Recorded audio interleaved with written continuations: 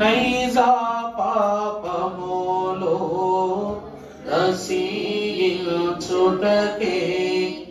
ఇక నైజ పాపములో నశించుటకే భోజనము వాడించును రాజే స్వయముగా దేవరాజే స్వయముగా ఘనుగా నాకేమి కొదువా నాదునుడా.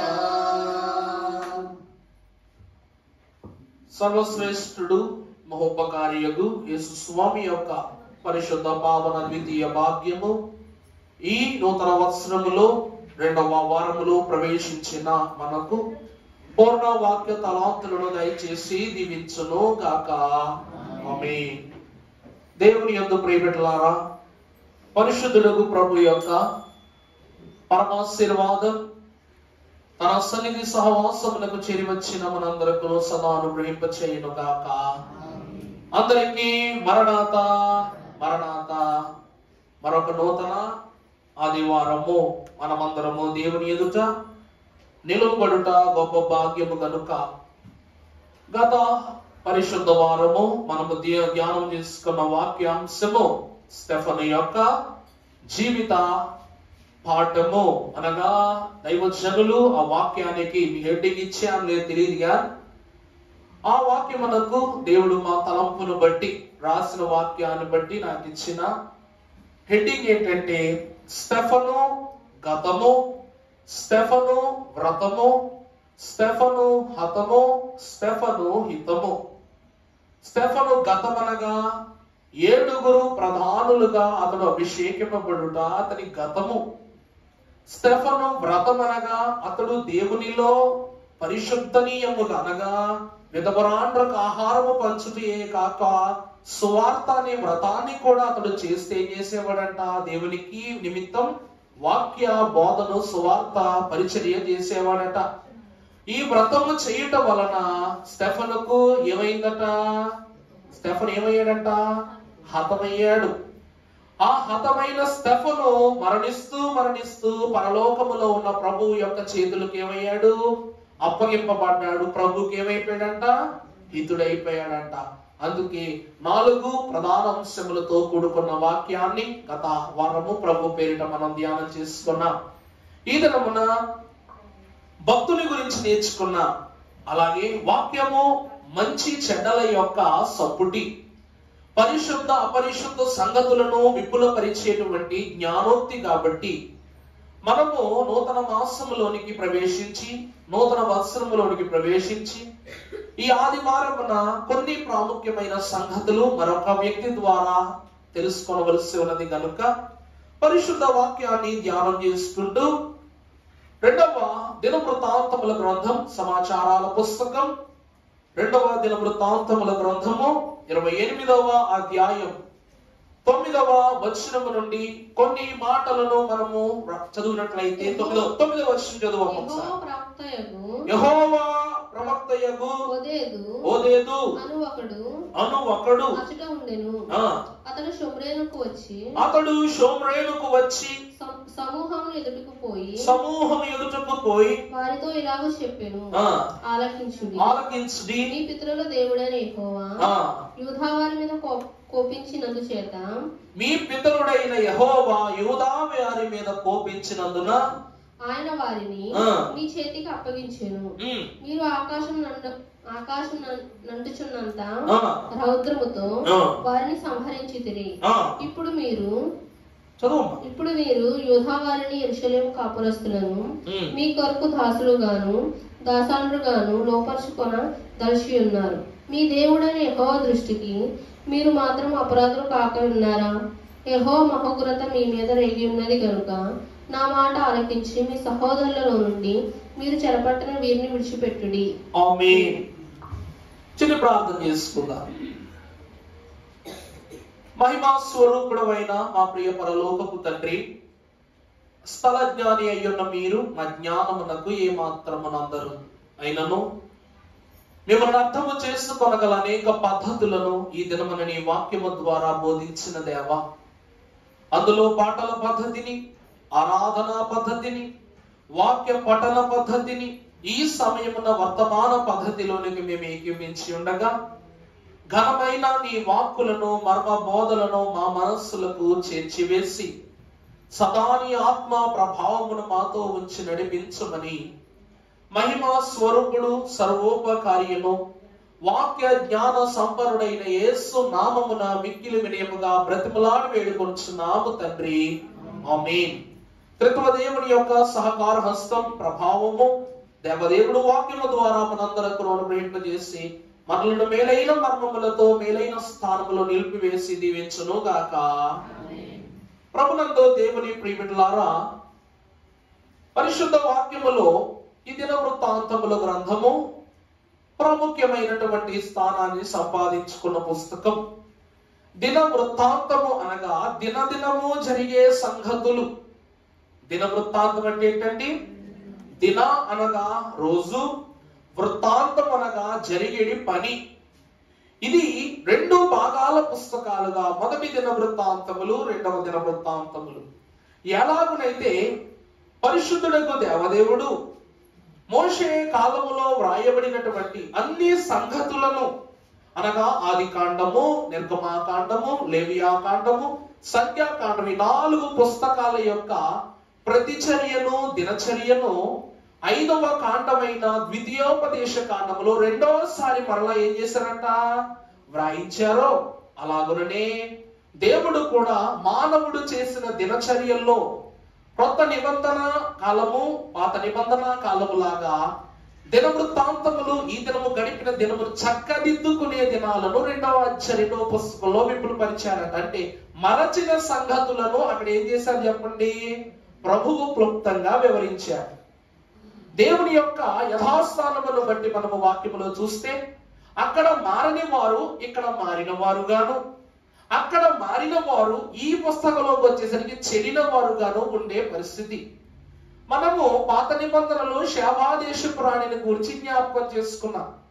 ఆమె పాత నిబంధన పుస్తకములో సొలొమోను యొద్దకు వచ్చినప్పుడు శాబాదేశపురాణి గాను, యెరూషలేము నుండి తిరిగి వెళ్ళినప్పుడు దక్షిణ దేశపురాణి గాను చెప్పబడింది కొత్త నిబంధనలు. అందేమంటది? ఇదిగో సొలొమోను కంటే గొప్పవాడు ఎక్కడ ఉన్నాడని దక్షిణ దేశపురాణి ద్వారా సాక్ష్యం చెప్పబడిందట. అలాగే అపోస్తలుడైన పౌలు కూడా స్టెఫను మరణమునకు ముందు అతడు సౌలుగా, స్టెఫను జీవితం యొక్క పునాది సాక్ష్యంగా మార్చుకున్న తరువాత అతను ఏమైనట? పౌలుగాను మార్చబడ్డాడు. అంటే దినచర్యలో ఒక దినము చెడులకు మారిన తరువాత నూతనమైనటువంటి ఏర్పాటుకు స్థిరపరచబడింది.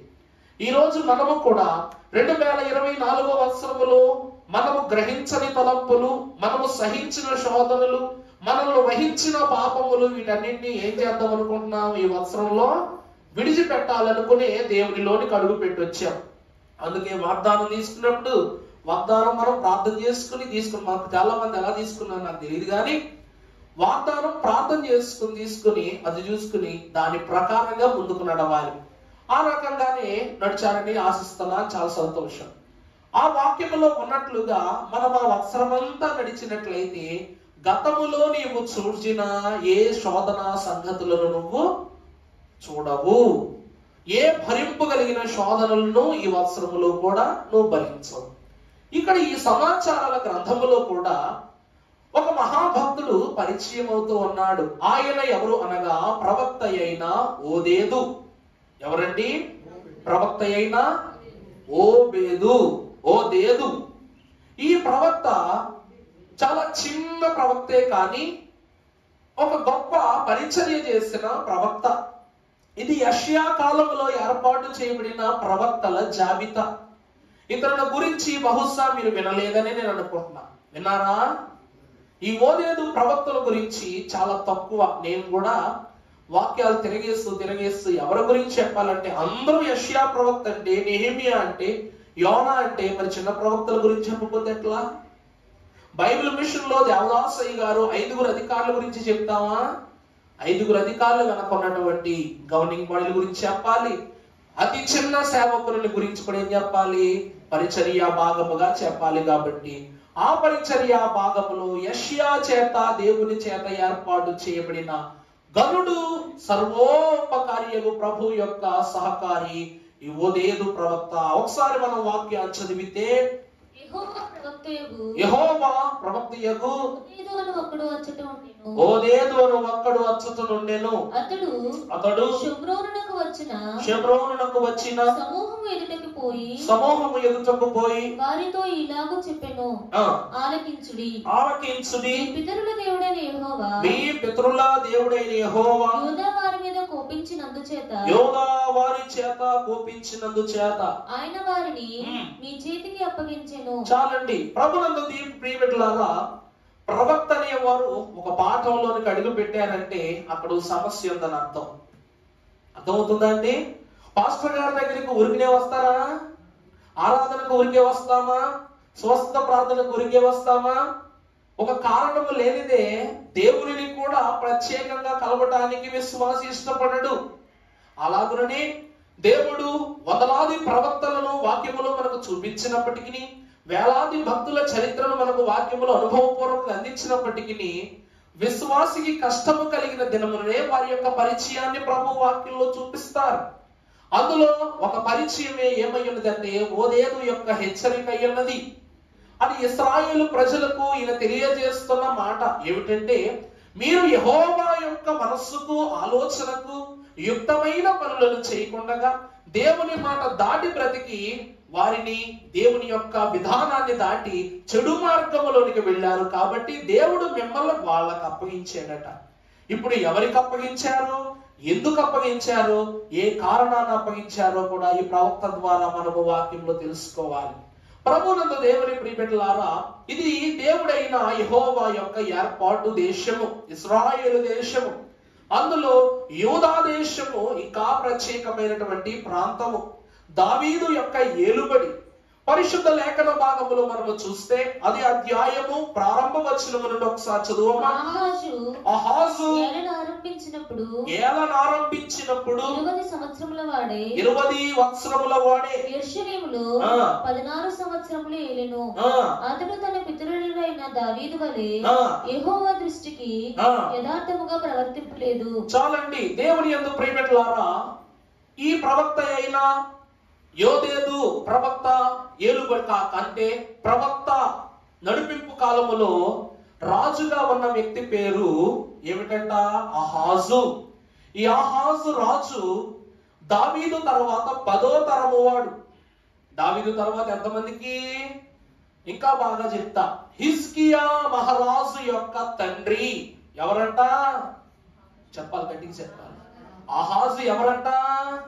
భక్తుడు. దేవుని యొద్ద నుండి 15 సంవత్సరాల ఆయుష్ను వరముగా పొంది తన సింహాసనము మీద దేవుడే కూర్చొని ఏలుబడి చేసిన మహా గొప్పవాడైన హిజ్కియా మహారాజు యొక్క తండ్రి ఈ అహాజట. కానీ హిజ్కియా ఎంత గొప్పవాడయ్యాడో అహాజు అంతటి క్రూరుడుగా బతికాడు అన్నమాట. అర్థమైందండి?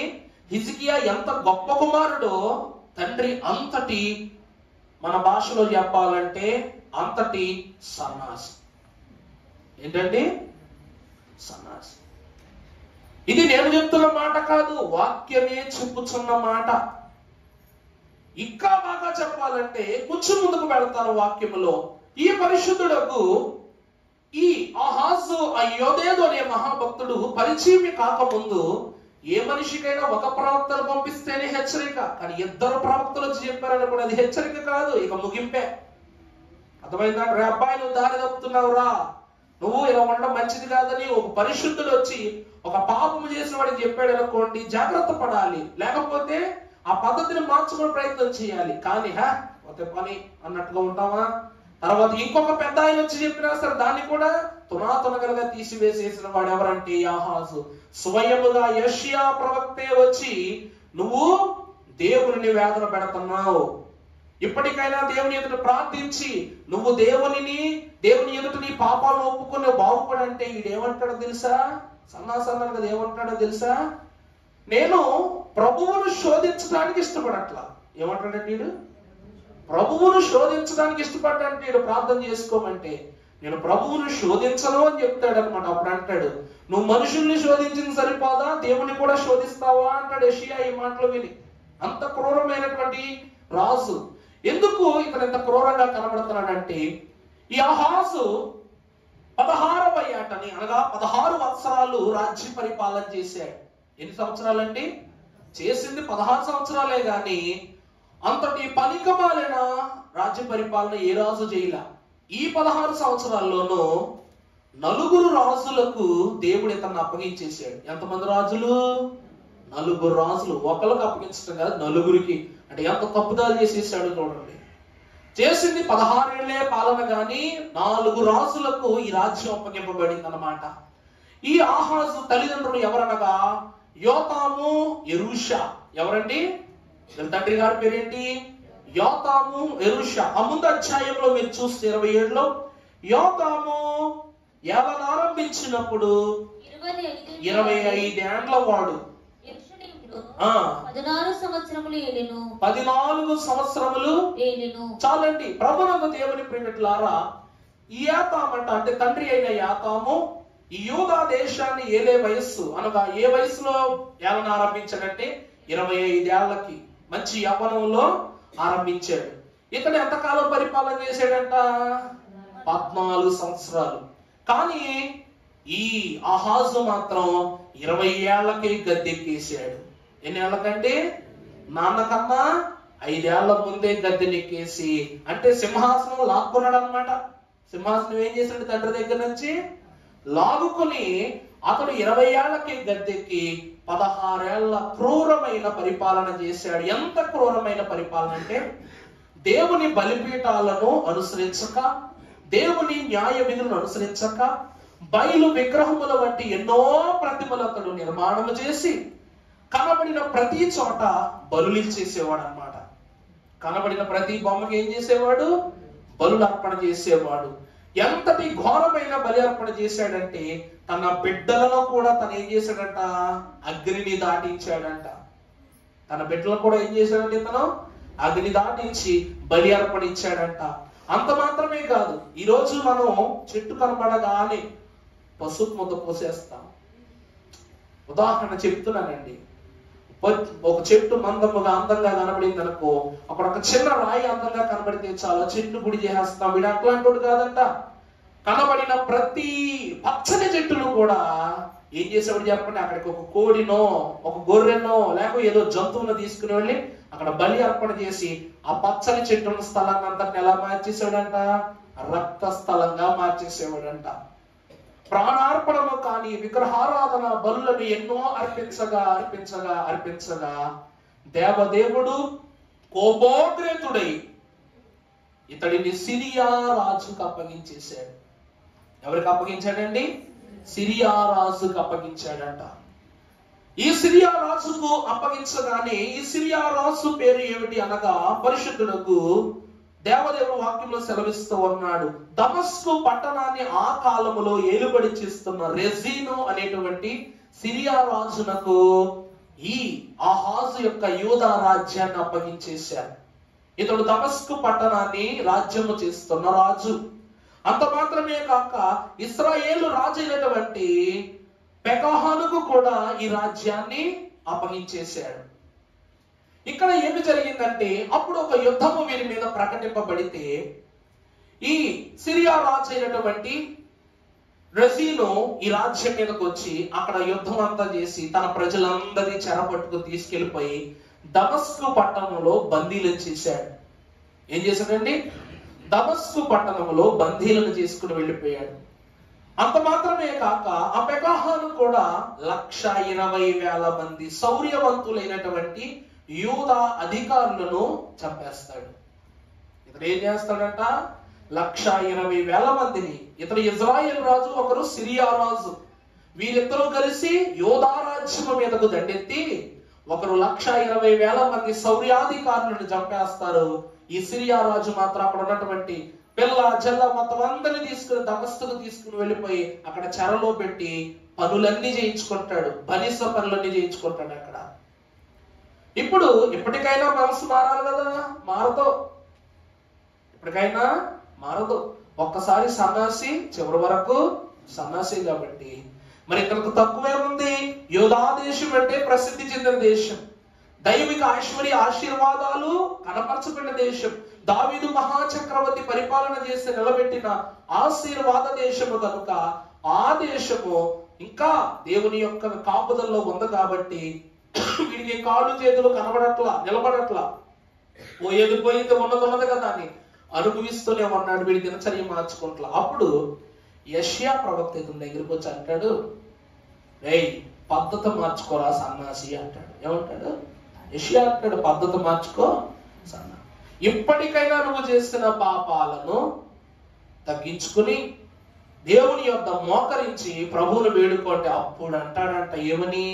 నేను దేవుణ్ణి శోధించను అంటాడనమాట. యెషయా గ్రంథము 7వ అధ్యాయము ప్రారంభము నుండి ఒకసారి చదువు తల్లి. యూదా రాజైన ఉజ్జియా మనుమడును యోతాము కుమారుడనైన ఆహాజు దినములలో సిరియా రాజైన రెజీనును ఇశ్రాయేలు రాజును రెమల్యా కుమారుడునైన పెకహును యుద్ధము చేయవలెనని. చూసారా? సిరియా రాజు అయినటువంటి రెజీను అలాగే ఇశ్రాయేలు రాజు అయిన పెకహును యుద్ధము చేయవలెనని యెరూషలేము మీదికి వచ్చిరి గాని అది వారి వలన కాకపోయెను. అప్పుడు సిరియనులు ఎఫ్రాయిమీలో తోడు చేసుకునిరని దావీదు వంశస్థులకు తెలుపబడగా గాలికి అడవి చెట్లు కదిలినట్లు వారి హృదయమును వారి జనుల హృదయమును కదిలెను. ప్రభువునందు దేవుని ప్రియబిడ్డలారా, ఈ మొన్న వత్సరం ఈ గత నెల క్రిస్మస్ పండుగ చేసుకున్నాం. బాబు ఇక్కడ పిల్లలు లేరా? మా టైం ఉండరు.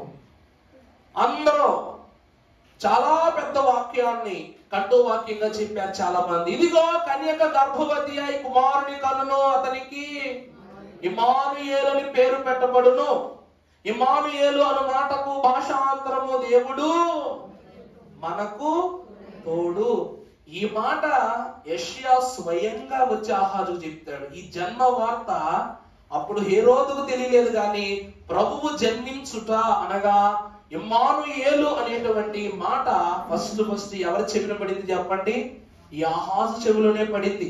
యెషయా వచ్చి హెచ్చరిస్తాడు, నీవు ఎప్పటికైనా మారు, దేవుని యొద్దకు చేరు, దేవుని ఆలోచనలోనికి నువ్వు ఊరిపో అని చెప్తే అంటాడు, నేను దేవుని శోధించను అంటాడు. అప్పుడు అంటాడు, నువ్వు మనుషులను శోధించినది చాలదా, దేవుని కూడా శోధిస్తావా సవట అంటాడు అనమాట. అప్పుడు అంటాడు, నువ్వు చేసిన ఈ దౌర్భాగ్య క్రియలకు ప్రతిగా దేవుడు మరలా నీకు ఒక దౌర్భాగ్యమైన పరిస్థితిని కలిగిస్తాడని చెప్తూ అషూరు రాజుకు దేవుడు నేను అప్పగిస్తాడని చెప్పేసి వెళ్ళిపోతాడు అక్కడి నుంచి. యెషయా ఏం చేస్తాడండి? అషూరు రాజుకు దేవుడు నేను అప్పగించబోతూ ఉన్నాడని చెప్పేసి వెళ్ళిపోతాడు. ఇప్పుడు ఈ సన్నాసి తెలివితేటలు వాడితే ఏం చేస్తాడో తెలుసా? ఇలా పదే అయ్యగారు అంటున్నారేంటి, బాగోదు కదా అని అనుకోవద్దు. ఎందుకంటే మనము ఆ పరిస్థితిలోనికి వెళ్ళకూడదనే, ఆ మాట తెచ్చుకోకూడదనే పలుమార్లు మాట అంటున్నా. వీడేం చేస్తాడు? ఈ సిరియా రాజు నన్ను ఆక్రమించుకోవడానికి ముందే నేను ఆ సిరియా రాజు దగ్గరికి వెళ్ళి ఏం పెట్టుకుంటాను? ఒప్పందం పెట్టుకుంటే మంచిదనుకొని తన ఆలయములో అనగా తన తండ్రి అయిన తన పితరుడైన దావీదు సొలొమోనులు కట్టించిన ఆలయములో బంగారముతోనూ వెండితోనూ అల్లిన ప్రతి వస్తు సముదాయాన్ని ఒక మూట కట్టి ఏం చేస్తాడంట? పట్టుకెళ్ళి ఈ సిరియా రాజు దగ్గర పెడతాడనమాట. ఎందుకంటే దావీదు నగరులో ఉన్న బంగారము సర్వ సృష్టిలోనూ ఏలిక లేని స్వచ్ఛమైన బంగారం. అర్థమైందండి? దావీదు ఏలుబడిలో దేవదేవుడు అందించిన బంగారం ఏదైతే ఉన్నదో సృష్టి యావత్తును వెతికిన అంతటి మేలిమి బంగారము దొరకదు. అందుకే ఇజ్రాయేల్ దేశంలో ఇప్పటికీ ఆ ఆలయం ఏదైతే ఉందో అది ఇంకా బంగారం ఏమన్నా అయిందా? మన పెద్దోళ్ళు చెప్తారు, ఇండియాలో వరల్డ్ లో 7 వండర్స్ ఉన్నాయంట. 7 వండర్స్ లో ఒక వండర్ ఎక్కడ ఉంది? ఇండియాలో ఉన్నాయి. ఏంటది? ఇజ్రాయేల్ గారు వెళ్ళినట్టున్నారు ప్రేమపావులు.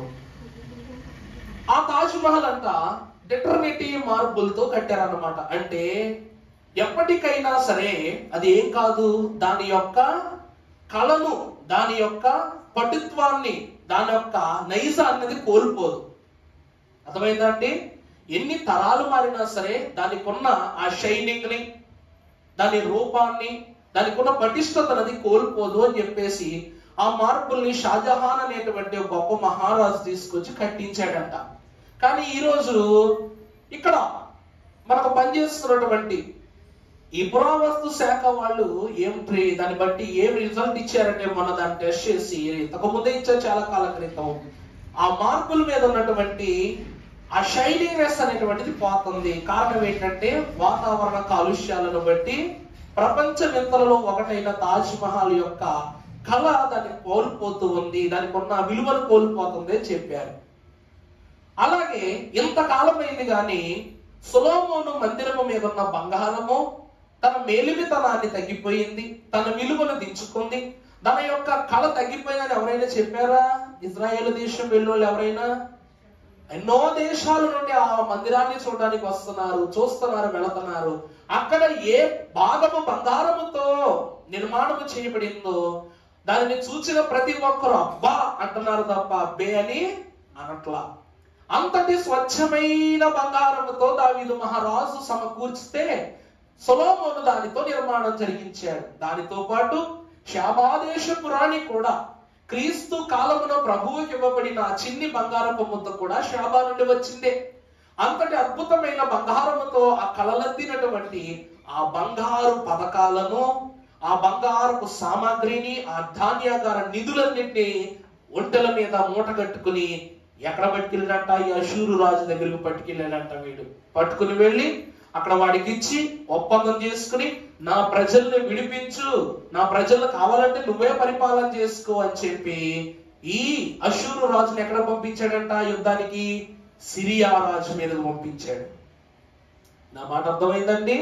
సిరియా రాజు దమస్కులో తన ప్రజలను దాచిపెట్టాడు, చెరపట్టాడు. కాబట్టి ఈ అషూరు రాజు ఎలాగ నా మీదకి వస్తే నేను వీడిని ఎదుర్కోలే, నేను మొత్తం పట్టుకుపోతాడని ఏం చేశాడంటే తెలివితేటలతోటి, నా ప్రజలు వాళ్ళ చెరలో ఉన్నారు కాబట్టి నువ్వేం చెయ్యి, ఈ బంగారం అంతా తీసుకో, నా ప్రజలు నువ్వే పాలన చేసుకో అని చెప్పేసి రాబోయే కీడును గ్రహించుతూ ఇతను ఏం చేశాడంట? యుక్తమైన ఆలోచన కాక కుయుక్తి కలిగిన ఆలోచన కలిగి ఈ రాజునట్టు మళ్ళిస్తే ఇతను వెళ్ళి సిరియా రాజు అయినటువంటి రెజీనును చంపి ఏం చేశాడంట? ఆ దమస్కు పట్టణంలో ఉన్న వారందరినీ తీసుకుని వచ్చేసాడంట. అప్పుడు వీడు ఇంకా క్రూరుడు. ఎవరంటే? అషూరు రాజు ఇంకా క్రూరుడు. వీడు ఇంకా అత్యుత్సాహంతో ఆలోచించి, ఈరోజు మీ దగ్గర లేని వస్తువు నా దగ్గర ఉందనుకోండి, అది నేను మీకు ఉచితంగా ఇచ్చాను అనుకోండి, అరే వీటి దగ్గర ఇంకా ఎన్ని ఉన్నాయో ఇలాంటి వస్తువులు అని అంటారా? అనరా? ఏమండి, నా దగ్గర ఒక మంచి వజ్రం ఉంది, ఎవరి దగ్గర లేదు, రైట్? వజ్రం తీసుకోరా, పర్లేదు తీసుకోరా అన్నావు అనుకో, వీడు పర్లేదు అన్నట్టు వాడి దగ్గర ఇంకా చాలా ఉండుంటాయి అని వీడేం చేస్తాడు? ఆ పర్లేదన్న మాట వల్ల మిగిలిన వజ్రాలు కూడా సొంతం చేసుకోవడం చూస్తాడు. ఈ సిరియా రాజును హతమార్చిన అషూరు రాజు కూడా కన్నేసాడు అనమాట యూదా దేశం మీద. దేవుని మాట ఎప్పటికీ పొల్లుకోదు. ఇప్పుడు సమస్య అనేటువంటిది మన దగ్గరికి రావడానికి సమయం తీసుకుంటది. మనమే ఎదురెళ్ళిపోయి పూలేసి ఆహ్వానించామనుకోండి, రాకుండా ఉంటదా? వీడు వెళ్ళి వీడు సొమ్మంతా చూపించి ఆడికి ఆకర్షణీయం చేశాడు. వాడు సొమ్ముతో పాటు జనంతో పాటు మిగిలిన సొమ్ము కూడా కొల్ల సొమ్ము చేసుకుని తీసుకుపోదాం, మనం ఉన్నోళ్ళని కూడా తీసుకుని పట్టుకుపోయాడు. అందువలన దేవుని ప్రియబిడ్డలారా, అప్పుడు దేవుడైన యెహోవా ఓదేదు ప్రవక్తను ఈ పరిచర్య నిమిత్తము, ఏర్పాటు నిమిత్తము దేవుడు పిలుచుకున్నాడట. ఈ ఓదేదు ప్రవక్త అను మాటకు, ఓదేదు అను మాటకు అర్థము తిరిగి చేర్చెను. ఓదేదు అనగా తిరిగి చేర్చెను.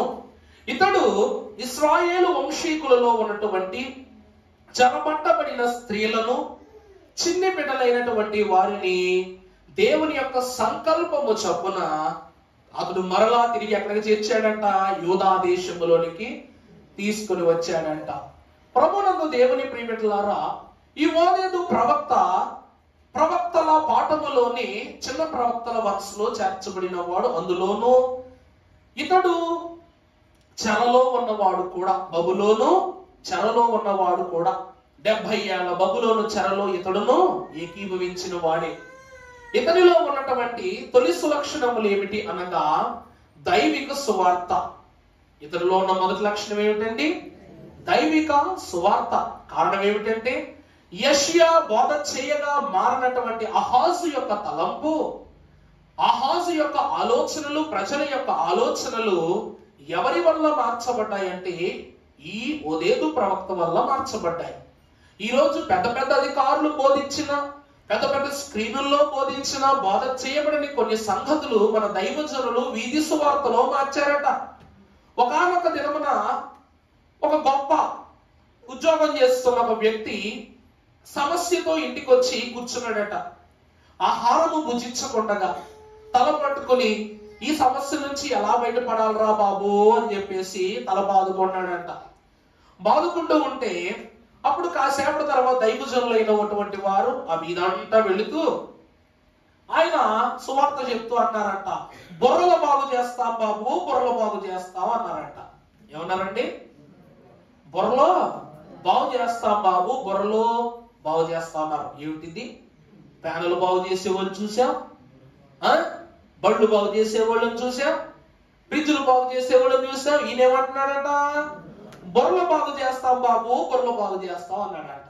అనగానే ఇది ఎక్కడ విచిత్రం. ఇప్పుడు వీడికి తలనొప్పి చిరాకులో ఉన్నాడు కదా, వీడి మధ్య ఏమి స్థిమితంగా లేదు.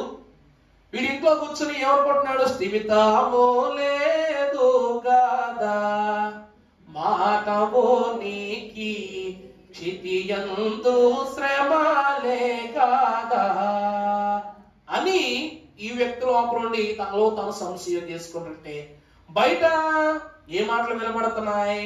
బుర్రలు బాగు చేస్తాం బాబు అనే మాట వినబడుతుందట. ఎవరబ్బా అని చెప్పేసి బయటికి వెళ్ళి చూడగానే దైవజనులు ఒక బ్యాగ్, ఒక పుస్తకం, ఒక బైబిల్ పట్టుకుని నడుస్తూ ఆ దండోర అరుస్తూ వెళ్తున్నారు. పక్కన వాళ్ళు డబ్బు కొడుతూ తిరుగుతున్నారంట. తిరిగితే బాబు బాబు బాబు ఒకసారి రా నాయనా అని చెప్పేసి పిలిచి, ఏమన్నావు నువ్వు అంటే బుర్రలు బాగు చేస్తా అన్నారు. ఏమిటి బుర్రలు బాగు చేయడం ఏంటంటే, నేను బాగు చేస్తాను కదండి, మీ ఇంట్లో ఎవరి బుర్ర బాగోలేదో చెప్పండి, నేను బాగు చేస్తా అన్నాడు అంట దైవజనుడు. ఏమన్నారండి? ఏమన్నాడు? మీ ఇంట్లో ఎవరి బుర్ర బాగోలేదు చెప్పండి, నేను బాగు చేస్తా అన్నారంట. ఎవరిదో కాదు, నా బుర్రే బాగోలేదు, బాగు చేయాలని చెప్పేసి అంటే లోపలికి వచ్చాడంట. పిలవగానే దైవజనులైనటువంటి వారిని ఇతను ఏమన్నాడు? నువ్వు లోపల రావని చెప్పేసి కుర్చీ వేసి కూర్చుని బాగు చేయనగానే అప్పుడు ఇతన్ని మోకరింపజేసి దైవజనులైనటువంటి వారి కీర్తన పుస్తకం ఓపెన్ చేసి కూర్చొని, మీరు కూడా కీర్తన పుస్తకం ఓపెన్ చేస్తారా? తెలుగు క్రైస్తవ కీర్తనలు ఒకసారి తెరవండి అమ్మా, తెరవాలి అర్జెంటుగా. ఉన్నోళ్ళందరూ తీయండి. అందులో మిత్రుడు ఆరారం అనేటువంటి కీర్తన తీయండి. మీకు కాలేదా?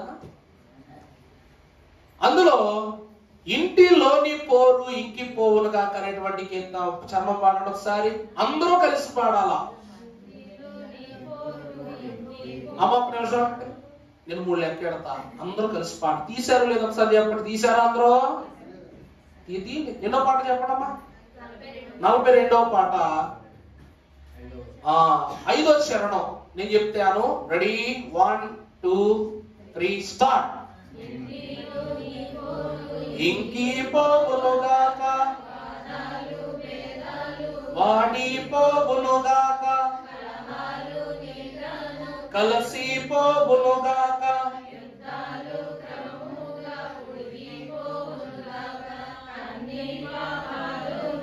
అంతరించునుగాక, శాంతి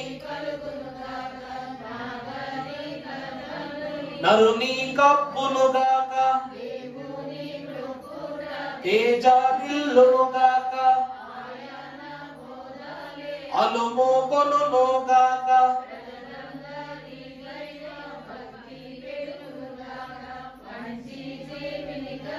రించుచుండునుగాక, ఇచ్చునుగాక, అలుగా చేసిన తండ్రి మన యందారి వలన, మన యందారి వలన ఘనత నందునుగాక. చాలు.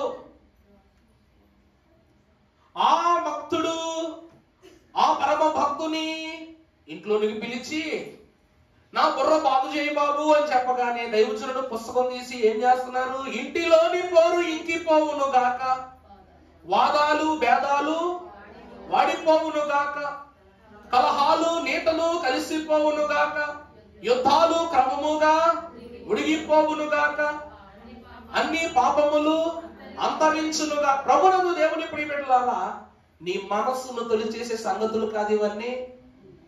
ఏమండి? ఇంట్లో పోరు ఇంకిపోవాలి, మనస్సు తేలిక అవ్వాలంటే. తర్వాత వాదాలు, చుట్టుపక్కల ఎదుటోడితో, ఆఫీసులో కావచ్చు బయటైనా కావచ్చు, వాదాలు భేదాలు వాడిపోవాలి. తర్వాత కలహాలు నీళ్ళు ఏమైపోవాలి? ఏమండి సబ్బట్టుకు వచ్చారా? లేదు శారదా అంటాడు. ఏమంటాడు భర్త? శారదా తేలా అంటాడు. తేవండి. ఎందుకు తెస్తారు? నేను లిస్టు రాసిచ్చానుగా, మీరు మర్చిపోవడం అలవాటి, నాకు చెప్పడం అలవాటి. కానీ మాట మాట ఏమైపోద్ది? శారద బురదలా అయిపోద్దాడు. శారద ఏమైపోద్ది? అంతే. ఇంకేం చేస్తాడు? నిన్ను కట్టుకున్నాను అనుభవిస్తున్నాను అంటాడు. అవునండి, నాకు కూడా జమీందారు సంబంధం వచ్చింది, మా నాన్న పట్టుకొచ్చి నీకు అనుభవించాడు. తిట్టుకుంటారు అంతే. ఇవన్నీ సమస్యలు కాదు. ఏమండి? ఇతని సమస్య కూడా అదంతే. దైవజనుడు ఇవన్నిటినీ ఒకే ఒక్క చరణములో విపులు పరచి ఏమన్నారంట? నాగరికత ప్రభు ప్రతి నరుని కబ్బును గాక. ఇవన్నీ తీర్చిన దేవుడు మన ద్వారా ఏం పొందుకుంటారు? ఘనత నొందును గాక. అందుకే మిత్రుడారము మైత్రితో పారమార్థికమైన మాటలు వచింతు మన్ననతో విను. ఏమన్నారు దైవజనుడు?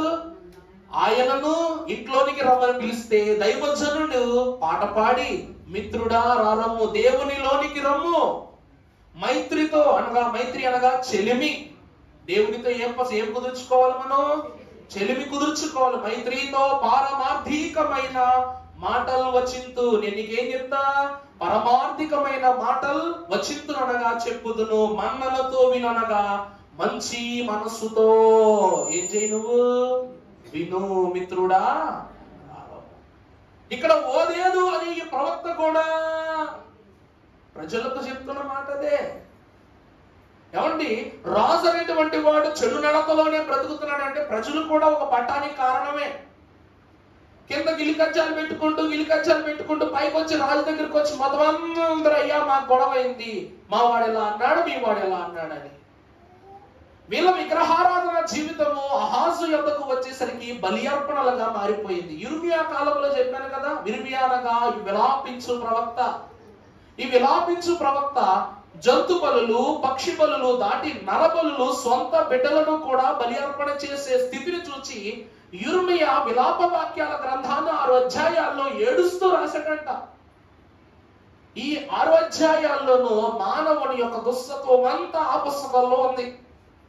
ఈ ఓదేదు కూడా ఈ మాటలను ఎవరికి చెప్తున్నాడు? ఇశ్రాయేలు బిడ్డలకు చెప్తున్నాడు. ఏమని అంటే, ఇదిగో మీరు చేసిన క్రియల వల్ల మీ రాజ్యం ఏమైపోయింది? చిన్నాభిన్నమైపోయింది, లోకానికి అప్పగింపబడింది, పాపానికి అందించబడింది అని చెప్పాడంట. మరి మార్పు ఉండాలా వద్దా? మీరు ఒక రేపటి తరాన్ని చూడాలంటే ఏం చేయాలి? మీ ఇంట్లో పోరు ఇంకిపోవాలంటే మీ ఇంట్లో లోకం ఉండకూడదు. మీకు యుద్ధం ఆగిపోవాలంటే ఏమైపోవాలి? మీరు లోకాన్ని విడిచిపెట్టాలి, పాపాన్ని విడిచిపెట్టాలి. ప్రజలందరికీ ఏం పెరగాలి? దైవ భక్తి పెరగాలి. మంచి జీవిని దేవుడు కనికరించాలంటే నువ్వు చెడు జీవిగా బ్రతకటం మానేయాలి. ఇవన్నీ చెప్పుకొచ్చాడంట ఓదేదు. ఆ మార్గమంతా ఉపదేశించగానే ప్రజలందరికీ నూతన చైతన్యం వచ్చేసింది, మార్పు వచ్చేసింది, ఆలోచన వచ్చేసింది. యోషియా ఆహాజును గద్దిస్తే, అందుకే ప్రజాపాలకుడు రాజు. ప్రజలే బాగులేదు కాబట్టి రాజు అలా ఉన్నాడు. ఇప్పుడు ప్రజలు బాగుంటే ఏమైపోతారు? రాజు హిజ్కియా కాలంలో నీతి న్యాయ పరిపాలనకు విధేయులుగా జీవించారని దేవుని వాక్యంలో చదువుకుంటాం. అందుకే హిజ్కియా మహాభక్తుడు తన ప్రాణాన్ని దేవుడు తీసుకుని వెళ్ళడానికి నిర్ణయించుకున్నప్పుడు యెషయా ప్రవచనాలను ఎదురుగా పెట్టుకుని సన్నిధిలో ప్రార్థన చేసుకుంటాడు. తెలుసా మాట? హిజ్కియా ఏం చేస్తాడండి? యెషయా భక్తులు రాసిన గ్రంథ ప్రవచనాన్ని పట్టుకుని వెళ్ళి దేవుని మందిరంలో మెట్ల దగ్గర పెట్టి అతను మోకరించి, ప్రభువా ఇదిగో నాయన నువ్వు నన్ను తీసుకువెళ్ళటకు సంసిద్ధుడవే, కానీ నీ సన్నిధిలో అడుగు పెట్టకు యోగ్యుడను కానని తనను తాను తగ్గించుకుంటాడు. అనంతయు దేని కారణము? యెషయా ప్రవచన కాలమే. అంతటి క్రీస్తు జన్మ ప్రవచనాన్ని కూడా ఉన్న ఆహాజు మార్పు చెందలేదు, గాని ఓదేదు ప్రవచన వాక్కులను వారికి బోధించగా చిన్ని ప్రవక్త అయిన చింతలేని మాటలను చెప్పి వారి శోధనలో నుండి బయటికి తీసుకొస్తారు. అందుకే ఆ తర్వాత ముందు చరణంలో కూడా ఏముంటది? ముందు చరణం పాడండమ్మా. ఇది 5, 4, 4 చూడండి. తల్లిదండ్రులు చేసిన నా మీదికే వచ్చి పాడమ్మా. నేను పాడలేదు, ఈ మాట కూడా నేను పుస్తకం నేర్చుకోవాలి. సర్వవ్యాధులు మోసికొన్నట్టి శ్రీ యేసు దేవుడు ముందే నీ కీడు పోగొట్టి నీకెన్నియో మేలు సంపాదనము చేసే సర్వోపకారుండు దేవుండు మానవుడు దివిలోన భూమిలోన నిన్ను బట్టి పాపివి నిన్ను చూడనే వద్దు. ప్రభు యేసు నీ బట్టి పరిశుద్ధుడవు నీవు. ఆయనను చూచిన అంతయు సరియవును, ఆయనను చూచిన అంతయు సరియవును. చాలండి. ఇక్కడ ఏమంటున్నారు? ఈ మాటలన్నీ ఓదేదు బోధ చేశాక వెంటనే ప్రజలందరూ చాలేమ్మా చాలా పాడేశారు కదా, ఇక తర్వాత చరణం పాడదాంలే. అప్పుడు వీళ్ళందరూ అంటున్నారంటే ఇవన్నీ మాటలు విని, అవునయ్యా నిజమే మేము వింటాం, కానీ మేము చేసిన పాపాలు అంతా ఎంత పాపాలు కాదు, మేము చేసినవి అంతా ఎంత పాపాలు కాదు.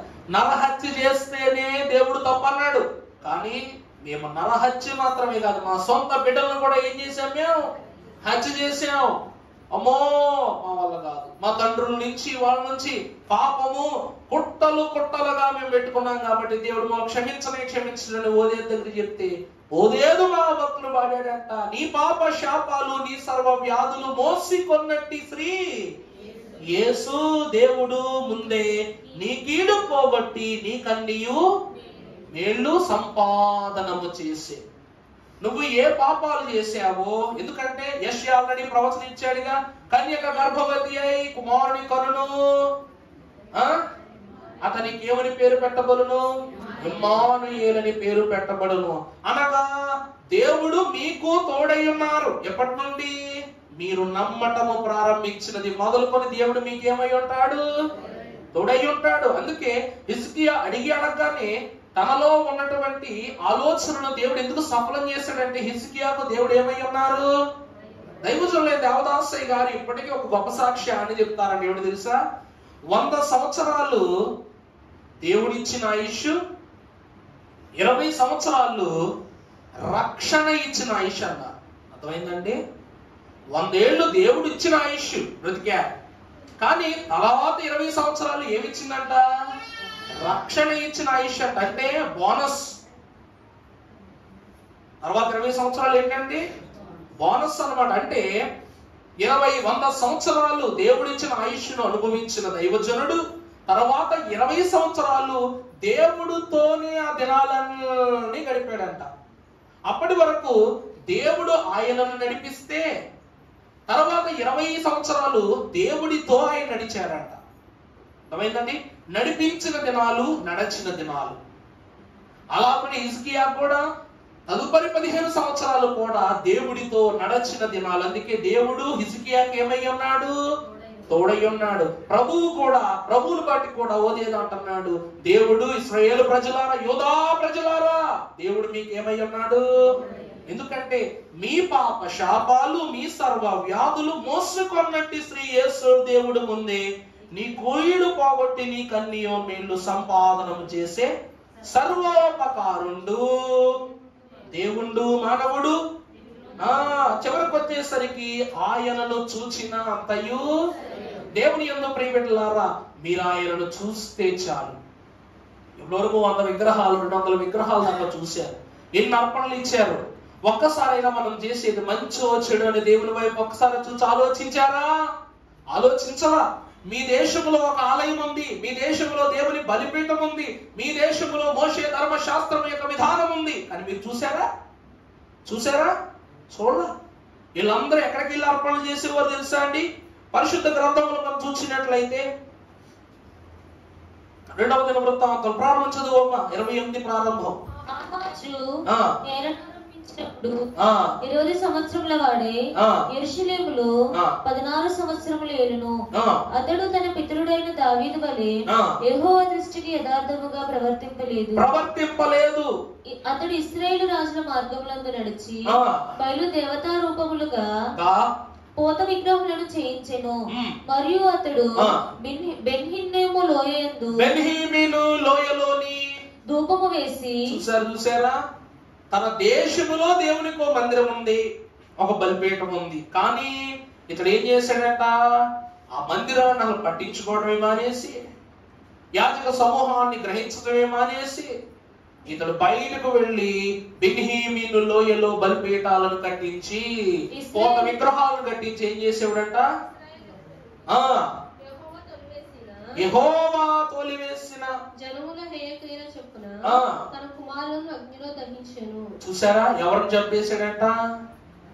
తొలి బలి ఎవరినిచ్చాడంట? తన పిల్లల్నే, తన కుమారులనే బలి ఇచ్చాడంట.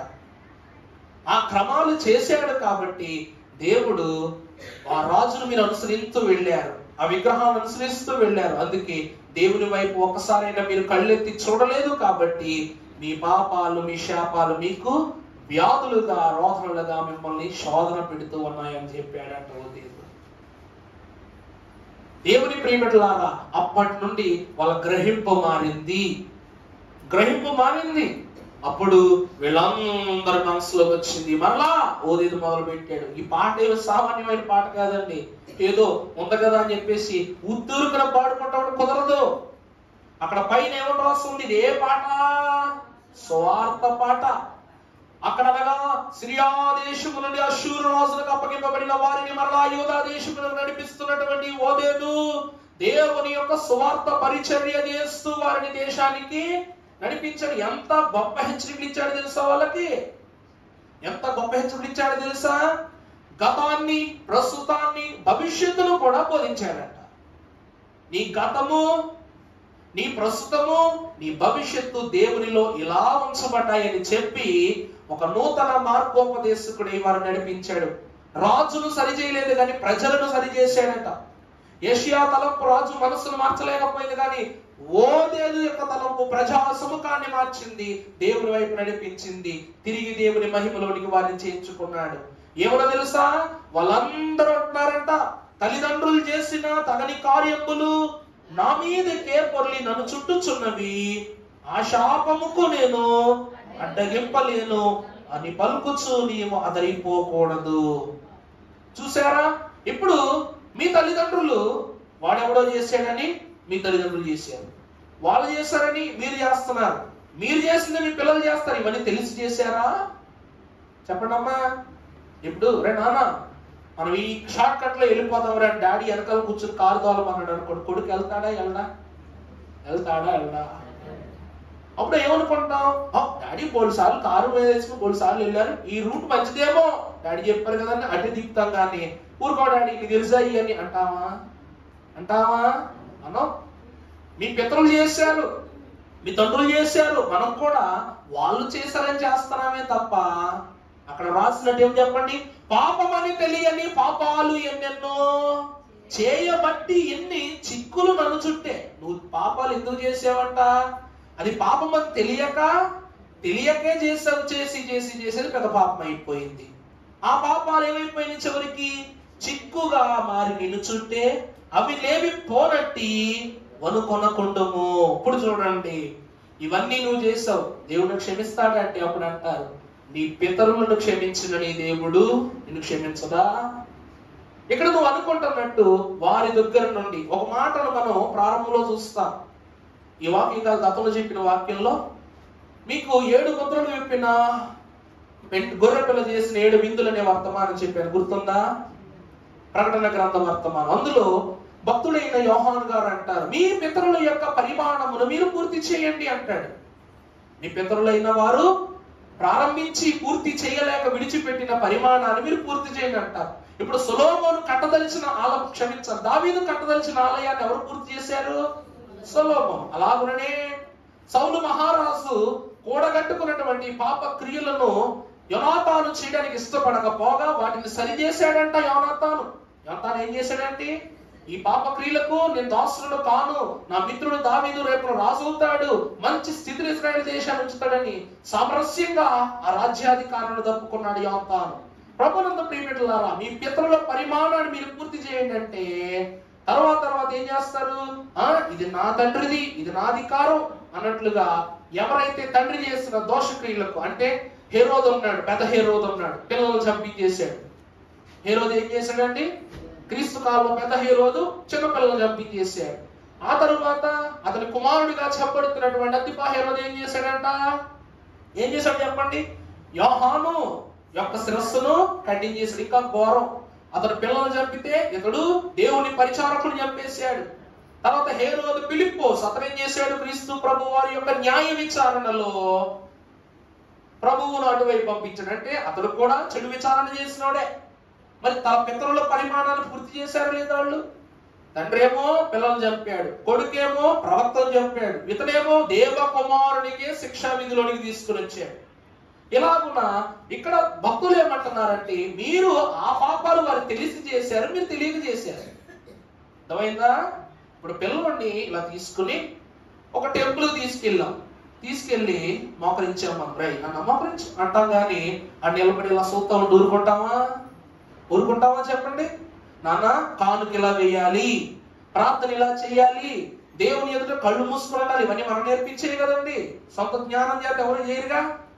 అలాగుననే వీరు కూడా మీ పెద్దలైన వారు, మీ బిడలైన వారు తీసుకెళ్లి చేయించిన పని వల్ల వచ్చిన తప్పు, కానీ మీరు అది పాపం అనుకుంటున్నారు.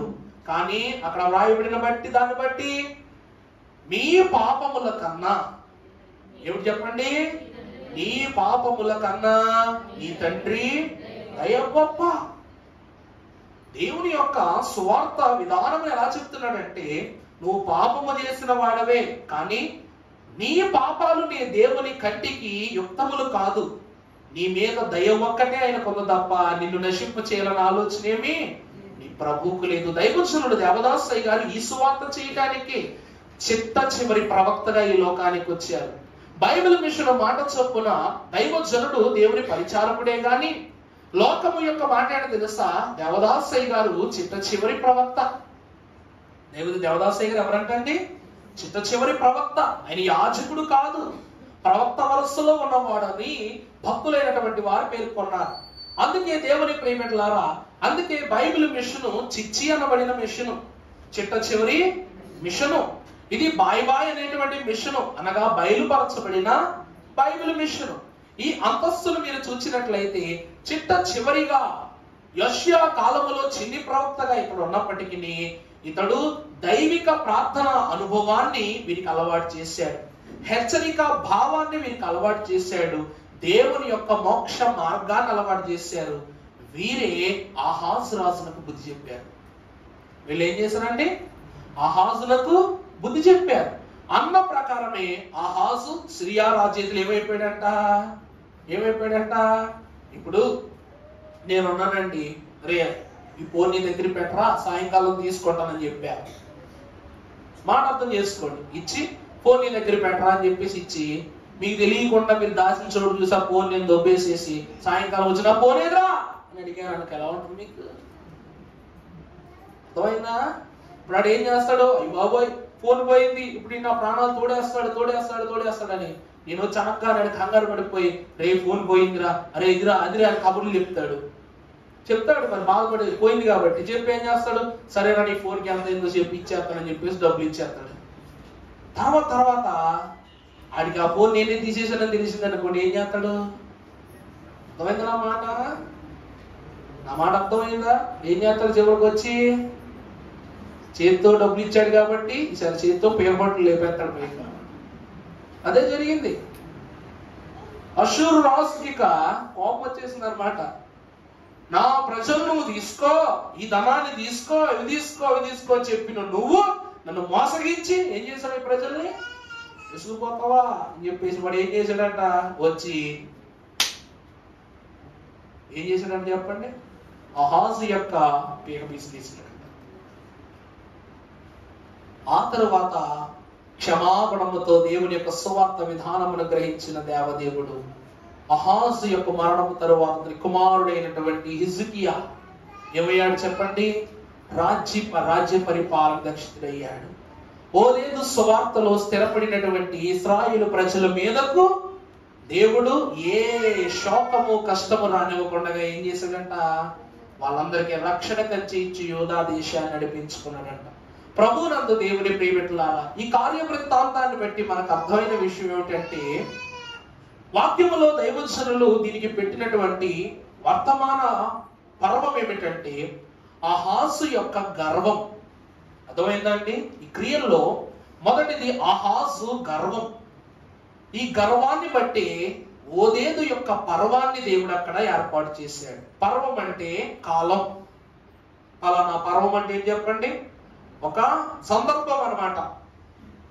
ఈ పర్వం అనగా నేను ఈ కాలం నుండి ఈ కాలం వరకు ఈ పర్వం నేను ఈ కాలం రాజ్యం చేశానని. అలాగే ఈ అహాజు యొక్క గర్వాన్ని అణచడానికి ఓదేదు యొక్క పర్వాన్ని దేవుడు ఏర్పాటు చేశాడు. అప్పుడు ఓదేదు ఏం చేశాడంట, వీళ్ళందరినీ జాగ్రత్త చేసి దేవుడే సర్వం అని చెప్పాడంట. మాట అర్థమైందండి వాక్యం బట్టి? అహాజు గర్వము, ఓదేదు పర్వము, దేవుడే సర్వం. ఈ మూడు విషయాలు మనం అర్థం చేసుకోవాలి. గర్వాంతులను దేవుడు ఏం చేస్తానన్నారు అమ్మా, అణచి వేస్తారన్నారు. వీడు గర్వం అణిచేశారు లేదా? ఓదేదు పర్వముతో దేవుడు ఒక మహాపర్వదినాన్ని ఇశ్రాయేలు ప్రజల జీవితంలో ఏర్పాటు చేశాడు. దేవుడే సర్వం అని వాళ్ళు తెలుసుకున్నారు కాబట్టి ఆఖరిగా వాళ్ళకు ఒక ఆశీర్వాదం, దివ్య దేవుడు మేము దీవించును గాక. భూమి చేసిన వాడు హిజ్కియా కాలంలో కష్టాలు లేవు, నష్టాలు లేవు, శ్రమలు లేవు. ఏ యుద్ధం వచ్చినా హిజ్కియా మోకాళ్ళు వేసేసేవాడంట, బాధ వచ్చినా మోకాళ్ళు వేసేసేవాడంట. తన ప్రాణాన్నే దేవుని చేత అరికట్టుకుని 15 ఏళ్ల ఆయుస్సును సూర్యుడిని కూడా వెనక్కి తిప్పినగలిగిన వాడు యుద్ధాలను శ్రమలను అతను తొలగించలేడా? దేవుడి ప్రియబిడ్డలారా గమనించండి, ఈరోజు యాపిల్ కాయ చెట్టు విత్తనం అంట సైనైడ్ అంట. యాపిల్ విత్తనం ఏంటండి? సైనైడ్. సైనైడ్ ఎలా తయారు చేస్తారు? యాపిల్ విత్తనంలో తయారు చేస్తారు. అందుకే మనం యాపిల్ విత్తనాలు తింటామా? ద్రాక్ష పళ్ళు తినేస్తాం, దానిమ్మ గింజలు తినేస్తాం, కమలా గింజలు కూడా తినేస్తాం, నారింజలు అన్ని తినేస్తాం. కానీ యాపిల్స్ మాత్రం ఏం చేస్తాం? కట్ చేసుకుని ఇంటికి తింటాం. ఈ మధ్య తొక్క తీసుకునే ప్రొసీజర్ కూడా వచ్చేసింది. కానీ డాక్టర్ ఏమంటాడు, ఎన్ని రకాల ఫ్రూట్స్ ఉన్నా సరే ఒక యాపిల్ తింటే ఆరోగ్యం, ఒక యాపిల్ తింటే రోజు ఆరోగ్యం అంటారు. కానీ ఆ యొక్క పండుకు మూలాధారమైన విత్తనము విషయము, దాని నుండి వచ్చే ఫలము మాత్రము ఏమై ఉన్నది? ఆరోగ్యమై ఉన్నది.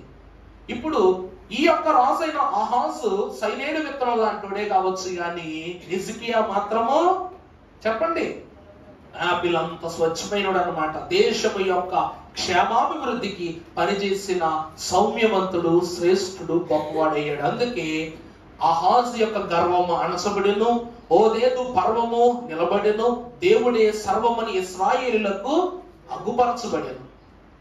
ఈరోజు మీకు అర్థమైందా చెప్పండి? అర్థమైందా?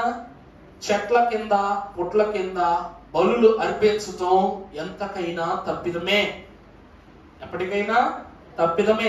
చెట్టుకు నీళ్లు పోయాలి కానీ రక్తాలు పోయకూడదమ్మా. ఇతను ఏం చేశాడంట? పచ్చని చెట్టు కనబడిన ప్రతి చోట కలిచేవాడంట. అంటే తన దేశ నాశనములకు ఇతడే ఏమయ్యాడు చెప్పండి? కారకుడయ్యాడు. ఎంత! అందుకే తన దేశంలో ఒక రాజు స్త్రీలైన వారిని, బిడ్డలైన వారిని తీసుకుని ఒక రాజు వెళ్ళిపోయాడు. మరొకడు ఏం చేశాడంట? శౌర్యవంతులైన 1,20,000 మందిని చంపేశాడంట. పెకాహాను, ఇజ్రాయేలు రాజైన పెకాహాను ఏం చేశాడు చెప్పండి? 1,20,000 మందిని చంపేశాడంట దండెత్తొచ్చి. ఇటు పురుషులు మరణమైపోయారు, స్త్రీలు పిల్లలైన వారు చెరలో తీసుకెళ్లిపోయారు. పోనీ అంతకైనా శాంతించాడా? యెషయా మాట వినడు, వినలేదు. మళ్ళా తిరగబెట్టాడు అన్నమాట. దేవుని శోధించాడు, విధంగా శోధించాడు మాటలతో. అంతే, సిరియా రాజ్యానికి వెళ్ళి అషూరు రాజ్యంలోకి వెళ్ళిపోయింది రాజ్యం. అక్కడ తిరిగి వచ్చా కూరుకున్నాడా? సువార్తను బట్టి అహాజు మారడని తెలిసి దేవుడు అన్న మాట ప్రకారం అష్షూరుకు అప్పగించాడు. అయిపోయింది, కథ అయిపోయింది. మారిన ప్రజల యొక్క ఆలోచనను బాగు చేశాడు దేవుడు. పరిశుద్ధ గ్రంథములో ఒక మాట చూపించేసి ముగించేస్తాను. ఆ యెషయా గ్రంథం 7వ అధ్యాయం 11వ వచనం చదువమ్మా. నీ దేవుడైన యెహోవా వలన సూచన నగుపడును, అది పాతాళమంత లోతైనను. చూడండి, యెహోవా వలనే నీకు ఒక సూచన కలుగుద్ది. ఏమిటది? పాతాళమంత లోతైన. ఆ సూచనలు పాతాళమంతా లోతైనను సరే, ఊర్ధ్వలోకమంతా ఎత్తైనను సరే. నేను అడుగను యెహోవాను శోధింపనని చెప్పగా చెప్పాను. దావీదు వంశస్థులారా. ఇప్పుడు ఈ మాటను వంశీకులకు చెప్తున్నాడు. దావీదు వంశస్థులారా, మనుషులను విసిగించుట చాలదనుకొని నా దేవుని కూడా విసిగింతురా. చూసారండి, ఒక్కడ తప్పుగా మాట్లాడితే మీకు ఆ బుద్ధులు వచ్చినాయి అంటారా లేదా? ఎక్కడికి పోతాయి బుద్ధులు? ఏమంటున్నాడు? యెషయా స్వయంగా ప్రవక్త అంటున్నాడు. ఏమని? దావీదు వంశస్థులారా, మనుషుల్ని విసిగించింది చాలా, దేవుని కూడా విసిగింతురా. ఎంత ఘోరమైనటువంటి ఒక విచారణను ప్రభు వాక్యం ద్వారా యెషయా ద్వారా చూపిస్తున్నాడు. యెషయా ఎవరో తెలుసా అండి? కాలగమన చక్రవర్తి. ఎందుకంటే సొలొమోను కూడా భయపడ్డాడంట. తన కుమారుడైన రెహబాము ఎప్పుడో నా తండ్రి ఒక స్త్రీ పాపాన్ని గ్రహించడం వల్ల నా తండ్రికి సింహాసనము దూరం అవ్వటం, మనశ్శాంతి దూరం అవ్వడం జరిగితే, కానీ నా కుమారులు దేశాన్నే చిన్నపిన్నం చేసేసారు. లేవీయులు యోధా వారు తప్ప ఇజ్రాయేల్ దేశంలో సొలొమోను కాలంలో ఎవరు లేరు, రెహబాము కాలంలో ఎవరు లేరు. వీళ్ళు తీసుకుని వెళ్ళి విడగొట్టేస్తే యెరోబాము దగ్గరికి వెళ్ళిపోయారు. 10 గోత్రాలు వెళ్ళిపోతే లేవీయులు యోధా వారు వారి దగ్గరికి వెళ్ళొచ్చి అంటారు, మీలో ఎవరైనా యాజకత్వం చేయడానికి మా సైడ్ వచ్చేస్తారా అని అడుగుతారు. బెన్యామీను గోత్రం వాళ్ళు ఆశ్రయిస్తారు. వాళ్ళకి ఇస్తే వీళ్ళు అడుగుతారనమాట, మేము రాము, దేవుడు మమ్మల్ని ఈ దేశంలో ఈ యొక్క పరిశుద్ధ మందిరంలోనే మమ్మల్ని యాజకులు చేశాడు కనుక మేము ఎక్కడికి వచ్చి మేము యాజకత్వం చేయమని లేవీయులు చెప్తే, ఈ 10 గోత్రాలు మన దగ్గర ఉన్నాయి, వాళ్ళని చూసాం. ఇదంటారు కదా, గంధం మోసిన గాడిదకి ఏమో అంటుందంట, వాసనట్టు పడుతుంటారు కదా. ఎంతకాలం వాళ్ళు ప్రార్థనలు చేస్తే చూసాంగా, ఎంతకాలం బలి అర్పిత్వం చూసాంగా, మనం చేసుకోలేమా అని ఈ 10 గోత్రాల్లో నుంచి గోత్రాలను ఏర్పాటు చేసుకుని ఏం చేశారంట? యాజకత్వం మొదలు పెట్టారంట. ఆ యాజకత్వాన్ని జరిగిస్తున్నటువంటి రెహబాము దాని మీద నిలబడి బలి అర్పించడానికి బలిపీఠం మీద చేయి పెట్టగానే 2 చేతులు ఏమైపోయినాయి? ఎముకల గూడులా ఎండిపోయినాయి అంట. దేవునికి ప్రతికూల పరిస్థితి చేస్తే, అందుకే సొలొమోను భయపడుతూనే ఉంటాడు ఎప్పుడు. నా జ్ఞానముతో, దేవుడిచ్చిన జ్ఞానంతో కట్టిన కోటిది, కానీ నా బిడ్డలైన వారు అజ్ఞానహీనులై సొంత బుద్ధితో చేసిన పనుల వల్ల ఏమైపోయింది? ఇక్కడ మొత్తము చిన్నాభిన్నం అయిపోయింది. అందుకే అంటుంది వాక్యంలో యెషయా అంటున్నాడు, దావీదు వంశస్థులారా. దావీదు నుంచి దానికి వస్తున్నారు, 10 తరాల అవతలున్న దావీదు నుంచి. ఎందుకంటే వారి పేరు కూడా మనం ఏం చేస్తున్నాం? చెడగొడుతున్నాం. ఇప్పుడు నేనే తప్పుగా లోకద్యాక మచ్చ వేయించుకున్న పరిస్థితి వచ్చింది అనుకోండి, జరగకూడదు. కొన్ని జరిగితే ఏమంటారు? ప్రభుదాసయ్య గారు మనవడండి అంటారా? ఈరోజు నా గౌరవము ఎవరి గౌరవము? తాతగారి గౌరవమే. మిషన్ లో నన్ను నిలబెట్టి సపట్లు కొట్టించింది కూడా ఎందుకు? ప్రభుదాసయ్య గారు మనవడాన్ని నిలబెట్టి కొట్టించారు. ఆ ముందర ఆయన పేరు తీసేసామనుకోండి, ఈ ఉత్త ప్రబోధికి ఎంత ఎత్తినా ఏముండదు, ఘనత ఉండదు. రేపటి రోజు వారి యొక్క అంతస్తును మేము కాపాడుకుంటూ మాదిరి మీద వెళితే నా తరం వారికి ఏమంటారు? ఫలానా వారి బిడ్డ. కానీ మా వంశాంకులకు బైబిల్ మిషన్ లో పునాది ఎవరు చెప్పండి? ప్రభుదాసయ్య గారు. అలాగన ఈ దేవుని యొక్క వాక్యం అంటుంది, దావీదు దేవుని యొక్క ఆశయాన్ని బట్టి చూస్తే అతడు వేరు చిగురు. దావీదు ఎవరంటండి? వేరు చిగురు. అతడు వేరై ఉన్నాడు. కాబట్టి ఆ పునాదిని ప్రభువును బట్టి యెషయా అంటున్నాడు, దావీదు వంశస్థులారా, మీరు మనుష్యులను విసిగించినది చాలదా, దేవునిని కూడా విసిగింతురా. చదువు తర్వాత చదువురా. కాబట్టి ప్రభు తానే యొక్క సూచన మీకు చూపును ఆలకించుడి. గర్భవతి అతనికి ఇమ్మానుయేలును పేరు పెట్టును. చూడండి, ఆ బిడ్డ ఎలాంటి వాడంటే కీడును విసర్జించుటకును మేలును కోరుకున్నటకును అతనికి అతనికి తెలివి వచ్చినప్పుడు అతడు పెరుగు తేనెను తినును. దేవుని ప్రియబిడ్డలారా, అంతటి జ్ఞాన సంపన్నుడు యేసుక్రీస్తు ప్రభువారు అంట. అతడు కీడును విసర్జించేటువంటి వారు, అలాగనే రెండోది ఏంటమ్మా, మేలును కోరుకునేటువంటి వారు. ఆయన వచ్చేంత వరకు, ఆయన ఈ లోకమును అడుగు పెట్టేంత వరకు తప్పక నీకు ఈ లోక మాలిన్యపు మస్సు ఉండక మానదు అని అంటూ ఉన్నారు. ఎప్పుడు ఓదేదు ప్రవచనమును వారికి తెలియజేసి, ఇదిగో మిమ్మల్ని తోడుకుని వెళ్ళటానికి రక్షించడానికి ప్రభువే జన్మెత్తుతున్నారని వారికి చెప్పాడు. వాళ్ళు మారిపోయారు. వాళ్ళ ఇంటిలో పోరేమైపోయింది, ఇంకిపోయింది. వాళ్ళ వాదాలు భేదాలు ఉడిగిపోయినాయి, యుద్ధాలు ఆగిపోయినాయి. ప్రజలందరికీ దైవ భక్తి పెరిగిపోయింది. అన్నిటినీ దేవుడు స్థిరపరిచాడు. మంచి జీవులుగా వాళ్ళు మార్చి దేవుడు కనికరించాడు, ఆశీర్వదించాడు. ఈ నూతన మాసములో ఓదేదు మహాప్రవక్త గనుడైన దేవుని ఏర్పాటును కోరుకొనిన క్రీస్తు యొక్క జన్మ వార్తను గత వత్సరము వినిన మనము, ఈ వత్సరమున నూతన ఆశీర్వాదాలను పొందుకున్న మనము కూడా దేవుని ఏర్పాటులో నిలవబడి తెలుసుకొనవలసిన విషయములు తెలుసుకొని, ధ్యానించవలసిన విషయములు ధ్యానించుకొని, మనలో ఉన్న ప్రతి లోటుపాట్లను సరిదిద్దుకుని, క్షేమ సమాధాన రక్షణకర్త యొక్క యేసుక్రీస్తు యొక్క సంఘ సమూహముగా ప్రభు వాళ్ళని ఏర్పాటు చేసి దివ్య మేఘ కాంతులతో రాకడ పర్యాంతము మనల్ని రక్షించి మహోత్సవముల మేలుతో మనల్ని అలంకరించును గాక. ఆమేన్. పరిశుద్ధుడా, నీకు అనేక స్తోత్రములు. ఈ కొద్ది మాటలు మీరే ఫలింప చేయండి. ఓదేదు అనగా తిరిగి చేర్చుట, ఇమ్మానుయేలు అనగా దేవుడు తోడు.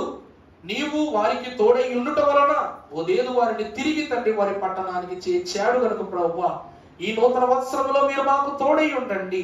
మేము చేరుకొనవలసిన నీ సన్నిధి సహవాస భాగ్యములోనికి మమ్మల్ని చేర్చండి. లోకము ధరిని ఉండకుండగా, పాపపు బరిలో నిలవకుండగా, అహాజు యొక్క గర్వమును తండ్రి ఓదేదు యొక్క పర్వముతో నీవే సర్వమని చెప్పి వారికి విపులపరచినట్లుగా మా ధన్యతలను తండ్రి మీరే విస్తారపరచి దీవించి మహిమ పొందమని, నూతన వత్సరములో నూతన మహోత్సవ కాంతులను వర్ధిల చేయ యేసుక్రీస్తు ప్రభువు అతి పరిశుద్ధ నామాన్ని వేడుకొచ్చున్నాము తండ్రి. అందరికీ మరణాత మరణాత. సంతోషము. దేవుని కృప వల్ల ఆహాజులాగా ఈ నూతన వత్సరం గర్వము